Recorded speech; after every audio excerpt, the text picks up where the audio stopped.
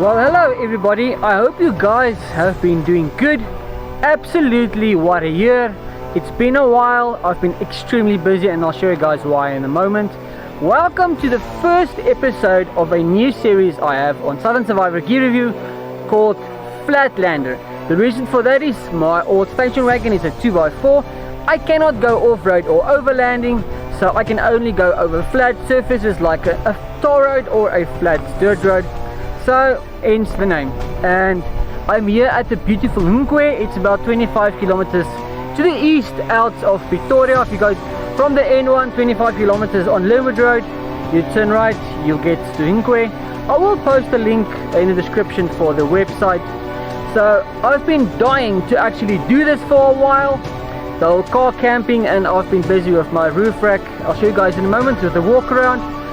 I hope you guys enjoy this with me. It's been a while since my last video and I'm flipping excited to be out here. Enjoy!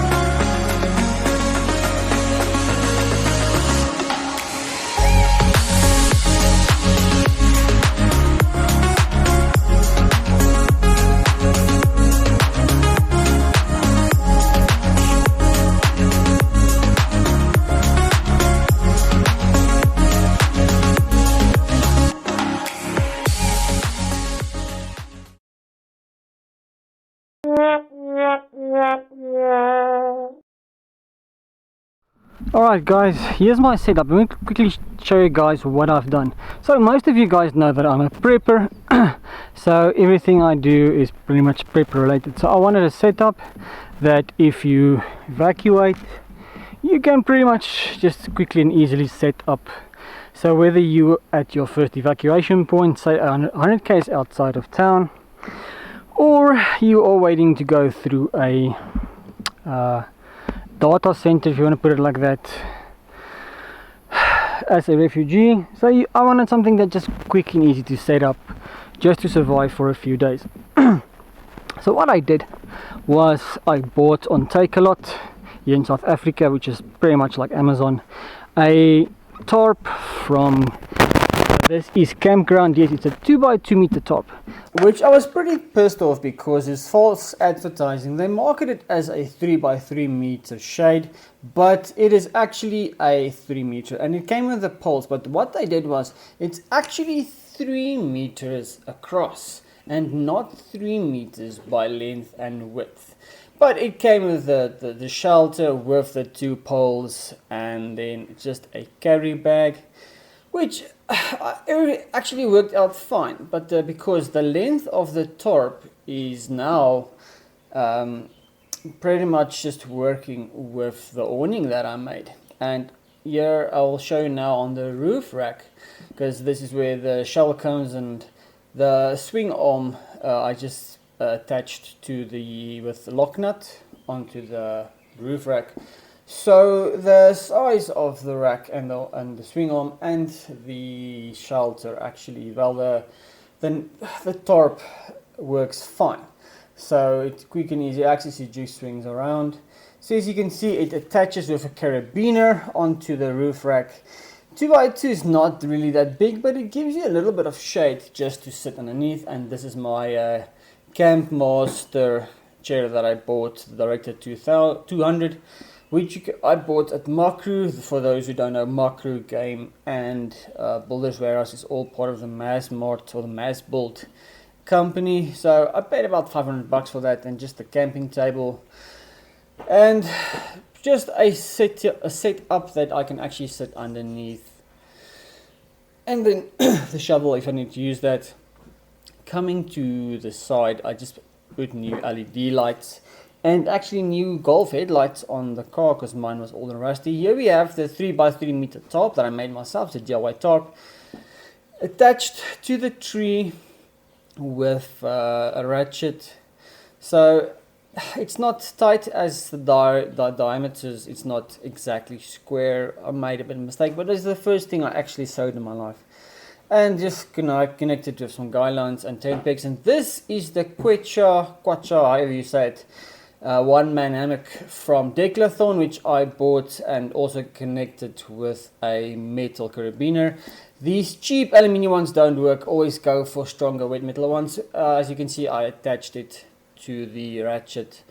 Quick and easy access, quick easy setup for tying down and making it loose. But the weight on this tarp is 110 kilograms. Since I am about 70 kilograms, it's safe. And it's actually quite big in size, so I just put my pillow and my sleeping bag inside just to show you guys pretty much the size. And yeah, it's actually quite comfortable, and I added these elastic, which I folded quadruple 4 times, which I bought at Hiker's Paradise. I'll leave a link in the description. They're about pinky thickness, and if you fold them 4 times, they're really strong. And as you can see, also another spring on this side with that elastic, and then just I put my Viking axe also with lock nuts onto the roof rack. And in the toolbox and recovery box on the one side, I put the tools like the jack, the wheel spanner, and the compressor and all those things. And then on the other side is the camping stuff, which is the hammock and the tarp and the carabiners and the ropes and all those. So if you stop, you can just take it out, set up your camp or your shelter within half an hour, and you're done. And coming around to the side, you can see the back right there. It's about, I guess that's about 4 meters in length at the maximum. And there at the back, I put the spare tire on the roof rack. The reason for that is if you go camping with your family and everything's loaded in the car, because the spare wheel is inside, you need to take out everything in the car just to get to the spare wheel, and it's really a nuisance. So I put it on a roof rack, so in case there's an emergency, or let's say for the weather's bad, it's raining, you don't need to pack out all your stuff just to get to the spare wheel. So it's just a lot more convenient to actually put the spare wheel on top, and that thing is really tight with 2 lock nuts and a steel plate to keep it at its place. I know for ergonomics and the weight is a bit bad, but trust me, it really works. I will in the future, however, convert this to a car camping. A lot of people ask me why I don't sleep inside. It's because I just like the sense of adventure, and well, I'm still young and fit, so just to give that nice, let's use it a first responder or whatever feeling to it. So yeah, I will in the future, however, upgrade to camping and so on when I buy a trailer from an old friend of mine. Really good people. And also a friend of mine taught me how to weld and helped me with the roof rack. He's also a prepper. Brilliant people. I really love them. Excellent people, human beings. And he's got very good skills, and I still hope to learn a lot from him. So this is the first setup, and well, this is pretty much phase 1 of what it's going to look like. The tarp on the one side connected to the roof rack, and then the shelter. The bad thing about this is you cannot move because everything is locked to the car. So if you want to actually drive somewhere, you need to pack up all of this stuff and then leave. This is an idea I got from a guy called Soft Roading the West. I'll put a link in the description. Awesome guy, he makes brilliant videos. He drives around in Oregon, USA with a Subaru Forester, and he gave me this idea of putting your trash bag on the roof rack. It's just easy accessibility. As you can see, there is a yellow dustbin at the back, but the reason I do this is because there are baboons and monkeys going around, so they are going to have a difficult time going into that bag. And just to empty it is quick, easy. You just open the bag, take out the plastic bag and put it in the dustbin. But yeah, guys, this is what I do. Let me know in the description what you actually think about this. This is, like I said, this is still phase 1. So I'm still trying to figure out exactly what's going to be best. But easy setup, easy accessibility. I think it works, and obviously I added the lamp just for the sign and everything. The lamp there for light at night or whatever I need to do anything. I do have spotlights and LED lights, which will work a little bit better. But yeah, for one person going around for the Flatlander series, this is what it looks like. And over here, I have a solar panel. It's just a 10 watt panel, and inside is a 7 amp hour gate battery motor. Also used for security systems, and I added a lot of different attachments to it. And also you can see there was the controller, and that very much that is to use to charge phones, to use LED lights like this, which I just added different connectors on it. Everything pretty much works on the same connectors, the panel, the battery, everything like that. And yeah, so this is what it's going to look like. This is what it looks like over here where my camp setup is.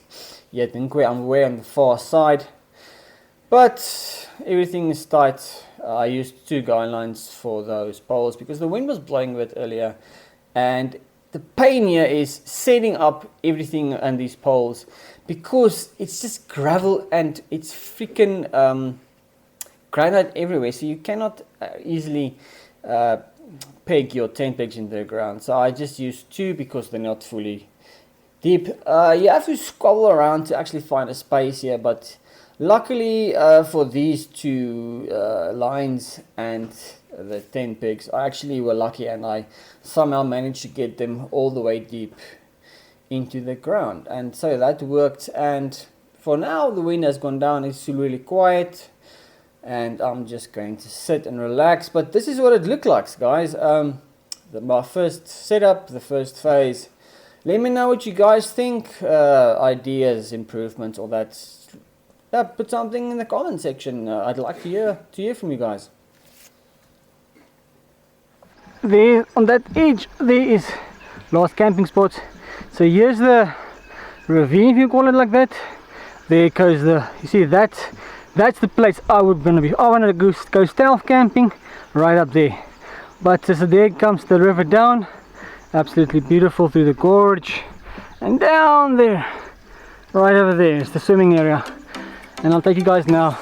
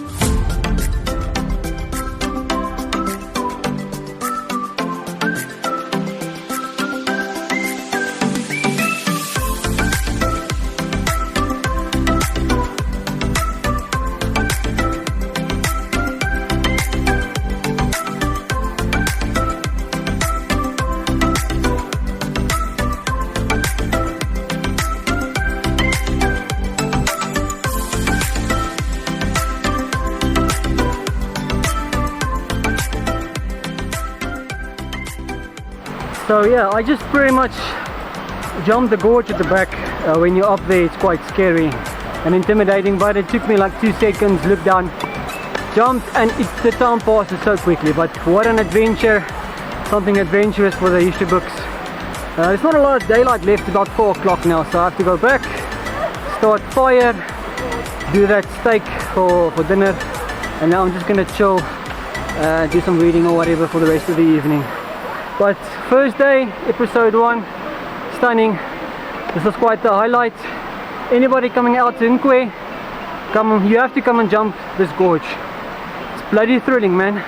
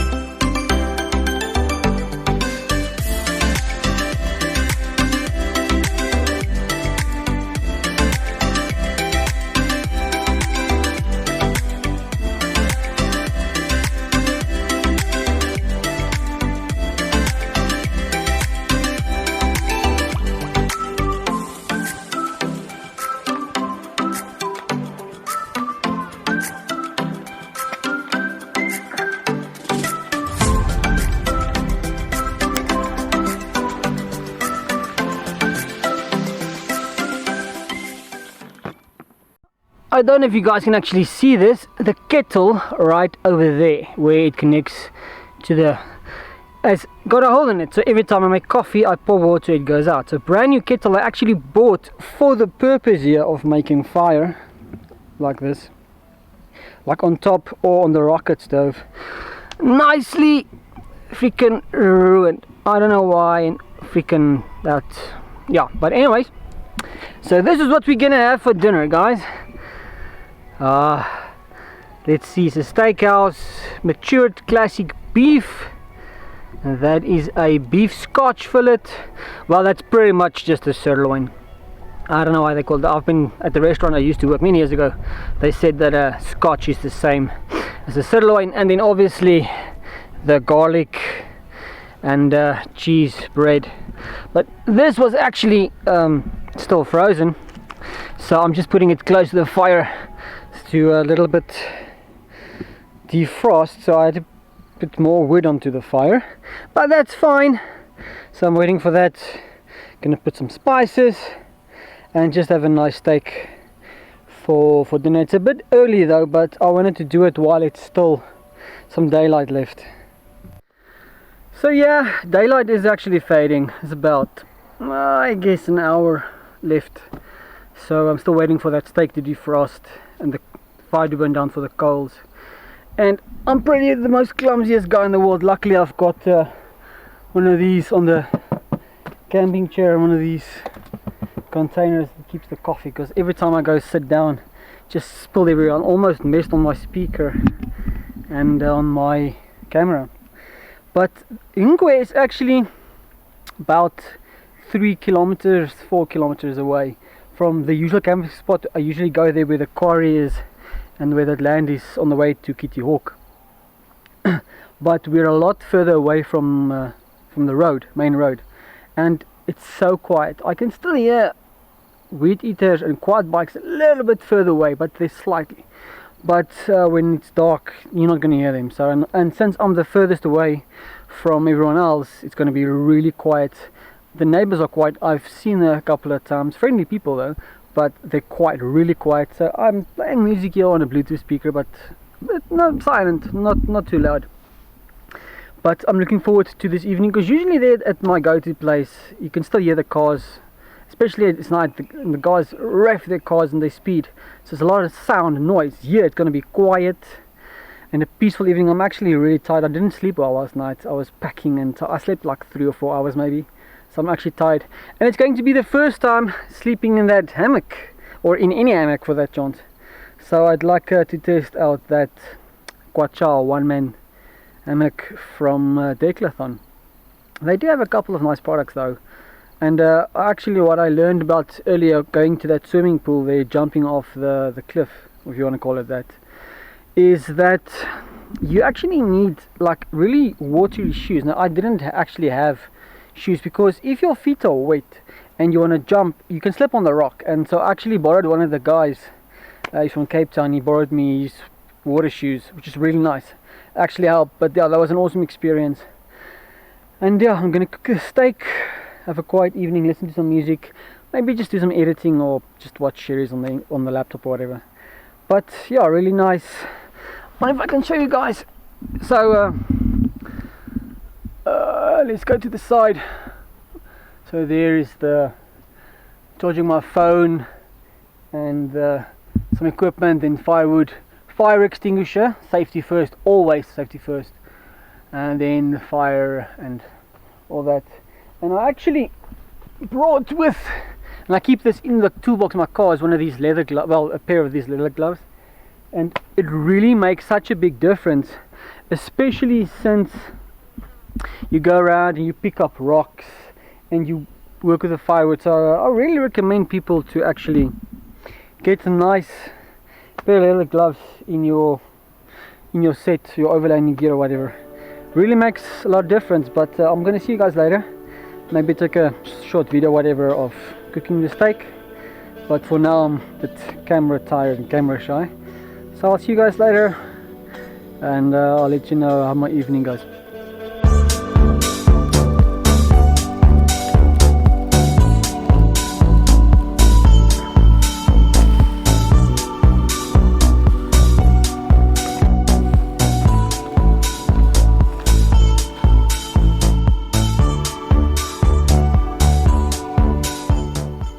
Yeah, that was one of the best steaks I've had in a long time, combined with a spicy garlic cheese bread. Oh, absolutely amazing. It was like a 700 gram steak, and with the bread was quite a challenge, but I finished it. I would just like to say thank you to every farmer for your blood, sweat and hard work, for providing us with the delicacies like that and the privilege. Thank you very much to every farmer around the world. So what's going to happen now is I'm just going to take a break, let the food go down a little bit, and maybe sun's going down so it's almost dark. Make a fire, the last fire for the evening, and braai some marshmallows. You cannot have a campfire and go camping and have a holiday without braaiing some marshmallows. That's like a tradition as old as marshmallows and as camping and campfire.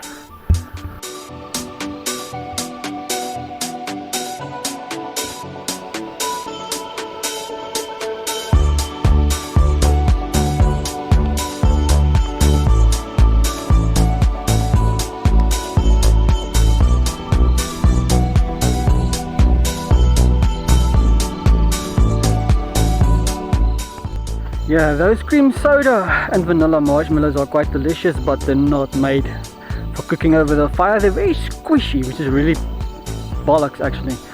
But yeah guys, I'm going to say goodnight. So I'm going to enjoy the last firewood and fire and so on myself. It's a bit of me time, quiet time. I will tell you guys tomorrow in the next episode how the hammock was and how the sleeping was. I have an idea of what I want to do tomorrow. Go hiking a little bit, walk around, see what I can do, maybe get some nice nature shots. I don't know if I'm going to make a video about the day. Well, I guess we'll see. As you guys can see, I'm wearing a hammock, a mask, a buff. I'm always wearing a buff. I actually forgot the bloody mosquito net at home, so I'm wearing this just to protect myself. I did put insect repellent and all these things, but these bugs are really drawn to the light. I have one of those purple bug zapper thingies, but I don't know, we'll see how it works. I'm gonna put this main light off, so I should be fine next to the fire, but when I actually climb into bed tonight, should be interesting. But yeah, I hope you guys enjoyed the first episode of the Flatlander series. Sleep well. I'll see you guys tomorrow. God bless.